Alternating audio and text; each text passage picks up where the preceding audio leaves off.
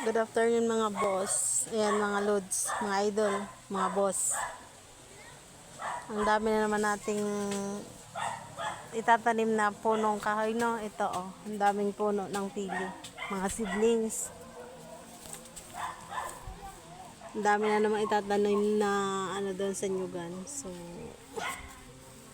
may nabalik pa na sanga. Ayan mga idol.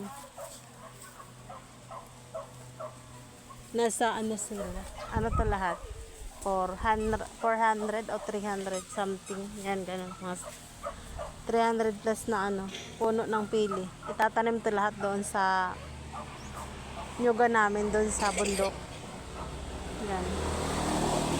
Ang gaganda ng tubo, no? So, malawak-lawak na naman ang tataniman nito kasi nasa 300 plus na puno ng pili.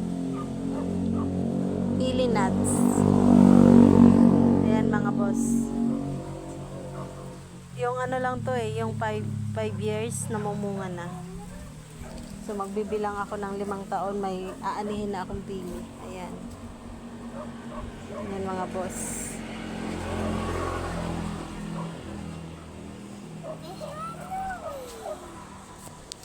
Tsaka 100 plus dito na abaka.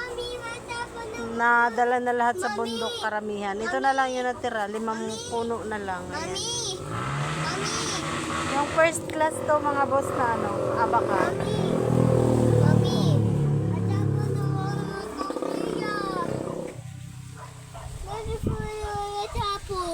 Saan mo tinapon?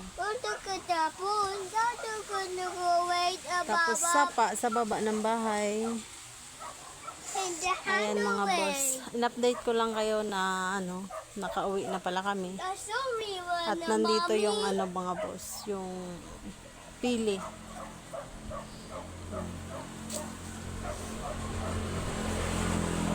Abang-abang tayo ng, pagbibilang pa tayo mga boss ng 5 years, no?